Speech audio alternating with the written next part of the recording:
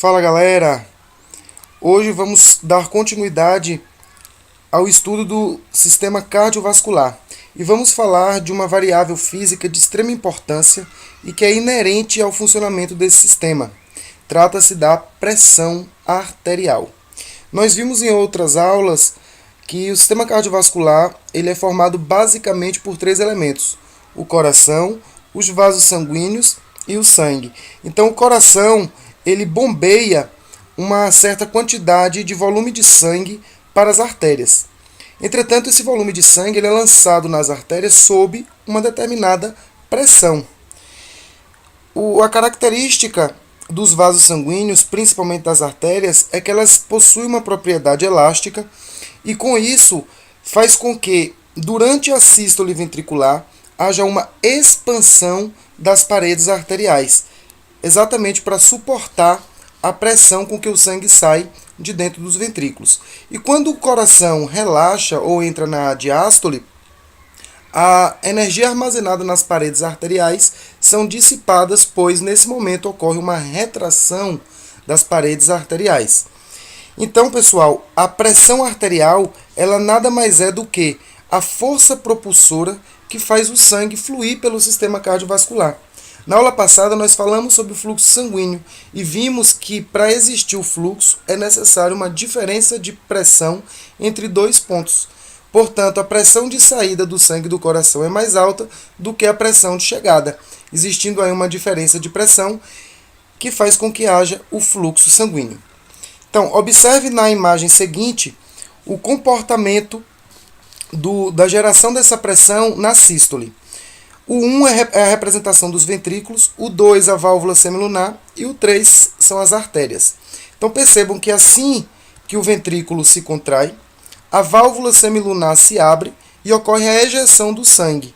Esse sangue saindo sob pressão, ele acaba distendendo as paredes arteriais, que se expandem e armazenam a pressão em suas paredes elásticas.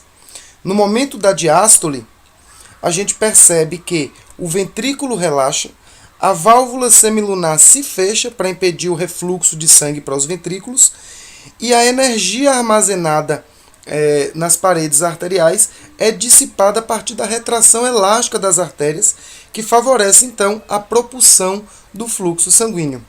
Gente, o sistema cardiovascular ele é um sistema hermeticamente fechado, ou seja, todo o sistema é preenchido por sangue. Portanto, na verdade, haverá uma onda de pulso no sistema cardiovascular, uma vez que o coração se bate numa determinada frequência cardíaca, ou seja, várias vezes no minuto. Portanto, o primeiro componente pressórico que a gente pode discutir nesse momento é chamado de pressão de pulso, que nada mais é do que a medida da amplitude da onda gerada nas artérias, ok? E como calcular essa pressão de pulso? A pressão de pulso ela pode ser calculada pela diferença entre a pressão sistólica e a pressão diastólica. Se a gente tomar por base um exemplo, observe qual seria a pressão de pulso de uma pessoa que tem uma PA de 130 por 80. Lembrando que a primeira parte da pressão é a sistólica e a segunda é a pressão diastólica. Nós temos que a pressão de pulso é a diferença entre essas duas pressões. Portanto, a pressão de pulso de uma pessoa com a PA de 130 por 80 é de 50 milímetros de mercúrio. Mas veja, essa é a medida da amplitude da onda de pressão gerada nas artérias. Entretanto, essa pressão de pulso ela vai diminuindo à medida que ela se afasta do coração. Então a gente teria uma pressão alta no início da sístole ventricular e lá perto dos capilares arteriais, nas arteríolas, a gente teria uma pressão já bem menor, uma vez que parte dessa pressão é dissipada aí durante o percurso que o fluxo sanguíneo faz pelas artérias. Então, nesse sentido, para a gente expressar melhor essa pressão propulsora que faz o sangue fluir aí por dentro dos vasos sanguíneos, é que surge o entendimento de pressão arterial média, que seria uma média dessa pressão em todo o sistema, o que faz com que o sangue consiga realmente fluir. Então, a PAM ela é utilizada para representar a pressão de propulsão do sangue nas artérias. ok?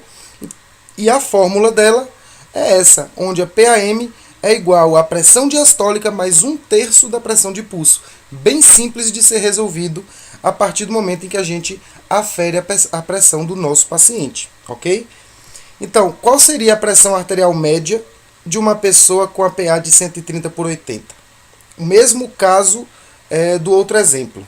Então, a gente já viu no outro caso que a pressão de pulso desse indivíduo é de 50 milímetros de mercúrio. Então, qual seria a PAM dele? Colocando na fórmula, pressão diastólica é 80 e a pressão de pulso é 50, nós temos aí que a PAM final desse paciente é de 96,6. Qual a importância disso para a prática clínica? Pacientes que possuem pressão mais alta, principalmente componente sistólico, essa pressão de pulso acaba aumentando muito. A diferença entre a sistólica e a diastólica aumenta. Isso faz com que a amplitude de onda seja muito grande, ou seja, a artéria ela vai ter que se distender muito mais para suportar aquela alta pressão. O que pode acontecer? Essa artéria se romper, gerando aí um acidente vascular, que quando ocorre no cérebro é chamado de acidente vascular encefálico, que quando acontece no coração é chamado de infarto agudo do miocárdio e assim por diante. Tá? Então a pressão de pulso ou a PAM estando muito altas confere esse risco às artérias. Tá? E quando a pressão está muito baixa, ela não é suficiente, por exemplo, para vencer a gravidade e chegar até o cérebro para levar o oxigênio e nutrientes essenciais para o funcionamento neural. Então, de qualquer forma, quando a PAM se altera para mais ou para menos, isso acaba comprometendo o funcionamento geral do sistema. Ok? Mas essa pressão ela tende a ser mantida em parâmetros homeostáticos, ou seja, dentro da normalidade. E para isso, 3 componentes determinam a pressão arterial média. São eles: o volume sistólico, que é o volume de sangue bombeado pelo coração em cada ciclo; a frequência cardíaca, que é a quantidade de vezes que o coração bate em 1 minuto; e a resistência vascular periférica, que é o diâmetro dos vasos sanguíneos, por onde o sangue vai estar percorrendo. Ok? Então a gente tem aí uma fórmula didática onde a PA pode ser influenciada pelo volume sistólico, pela frequência cardíaca e pela resistência vascular periférica. Agora, cada um desses componentes são afetados por outros. O volume sistólico, por exemplo, a quantidade de sangue que é bombeada pelo coração, ela pode ser afetada pela força de contração do miocárdio e pelo retorno venoso. Isso é meio que óbvio, não é? Pois se o coração ele bate com mais força, ele consegue ejetar uma maior quantidade de volume sanguíneo, tá? E se a quantidade de sangue que retorna ao coração também for maior e esse coração estiver íntegro, ele vai bombear também uma quantidade maior de volume em cada sístole, certo? Então o volume sistólico ele pode ser influenciado pela força de contração do miocárdio e pelo retorno venoso. Já a frequência cardíaca, ela pode ser afetada pelo sistema nervoso autônomo, ou seja, o sistema simpático e parasimpático. Em momentos de aumento de metabolismo, por exemplo, o sistema simpático libera adrenalina e a frequência cardíaca aumenta. E nos momentos em que nós estamos relaxados, por exemplo, antes de dormir, o sistema parasimpático, ou simplesmente o desligamento do sistema simpático, faz com que a frequência cardíaca diminua. Agora, o terceiro componente, a resistência vascular periférica, ela talvez seja o mais complexo de todos esses 3 sistemas, né? Porque ela é influenciada por 3 mecanismos. Primeiro, ela também é influenciada pelo sistema nervoso autônomo, tanto pelo simpático como pelo parasimpático, onde o simpático faria uma vasoconstricção através da liberação de adrenalina e o parasimpático faria uma vasodilatação a partir da liberação de acetilcolina, tá? Então, aumenta ou diminui a resistência vascular periférica. Mas o reflexo miogênio também é parte determinante da resistência, uma vez que, em casos de pressão elevada naquele local, o endotélio vascular libera uma substância chamada de óxido nítrico, que é um potente vasodilatador. E em casos de pressão muito baixa, ele é capaz de liberar a endotelina. Portanto, o reflexo miogênico ele é mediado pelo endotélio vascular, pelas células que compõem o próprio vaso sanguíneo. E, além desses 2 mecanismos, A resistência também é afetada pelo sistema renina, angiotensina, aldosterona, que nós teremos uma aula específica para estar tratando do funcionamento desse sistema, uma vez que a explicação mais aceitável hoje para o desenvolvimento da hipertensão arterial sistêmica são as alterações que ocorrem nesse sistema, tá? Renina, angiotensina, aldosterona. Gravem isso, beleza? Então vamos lá para uma situação prática, onde a gente possa aplicar e perceber como esses três sistemas trabalham em conjunto para manter a homeostase da pressão arterial. Então aí nesse desenho nós temos um esquema do coração, das artérias e do pulso, sendo formado e propagado aí pelo desenho meramente ilustrativo, tá ok? Então vamos supor aí que esse coração ele bombeie 70 ml de sangue a cada batimento, ou seja, o volume sistólico dele é de 70 ml, e que ele bate numa frequência de 75 batimentos por minuto, e que as artérias oferecem uma resistência de 0,02. Se a gente jogar isso na fórmulazinha didática, nós teremos que a PAM desse indivíduo é de 105, ok? Compreendido?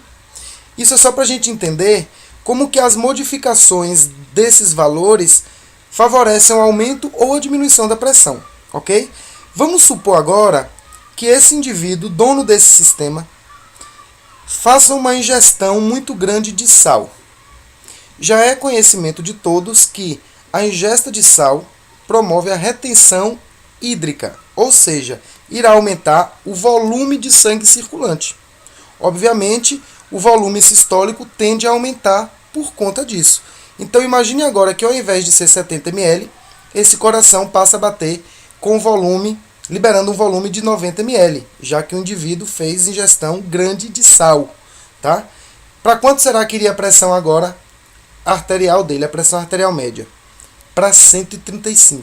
Veja o quanto que aumentou a pressão com aumento pequeno de volume sistólico. Agora vamos pensar em uma outra situação. Imagine vocês que esse indivíduo tenha uma hiperatividade simpática.